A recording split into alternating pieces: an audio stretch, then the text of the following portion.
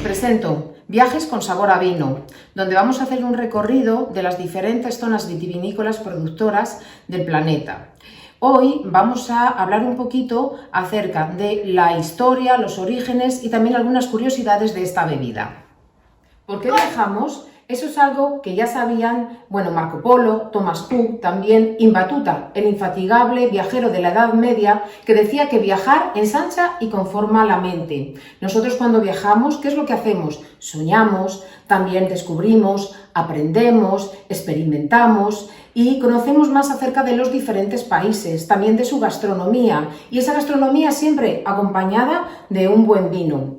El vino ha adquirido cada vez más importancia entre nosotros, entre la gastronomía especialmente, y eso hace que haya adquirido un valor muy importante. Ya simplemente el hecho de sentarnos en la mesa alrededor de una botella con nuestros amigos, con nuestros familiares, con nuestros compañeros, hace que sintamos experiencias diferentes.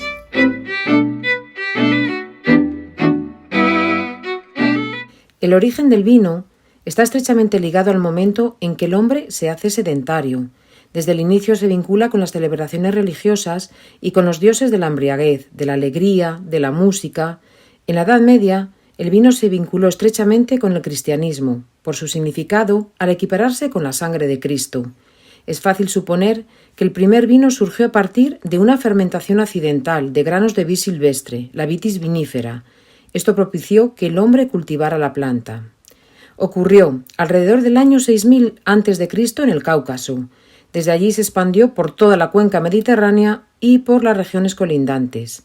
La referencia más antigua sobre el vino parece pertenecer al Antiguo Testamento.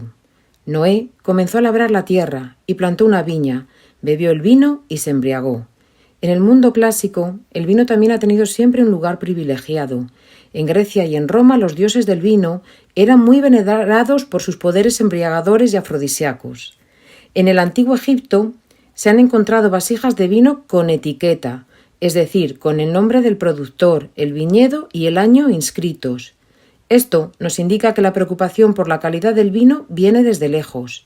Los faraones eran enterrados con vasijas de barro que contenía vino.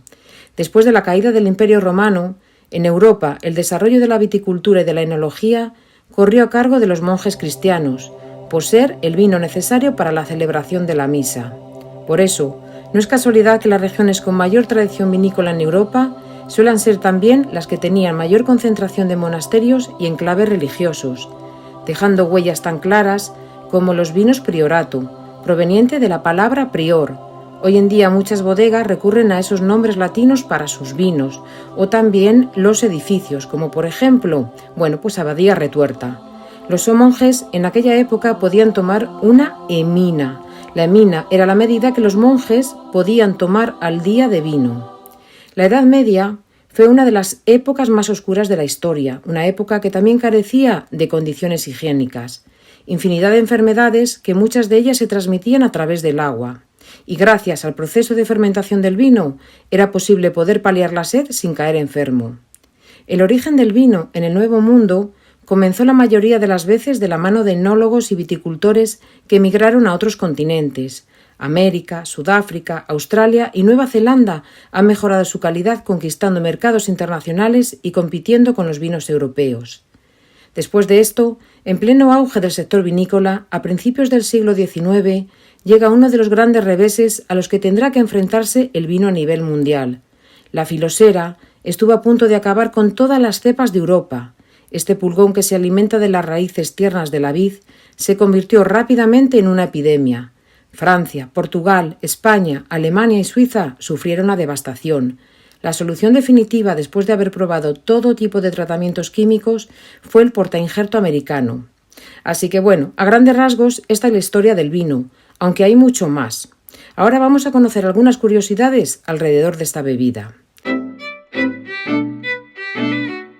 La bodega más antigua del mundo data del año 4600 a.C. y se encuentra en Armenia.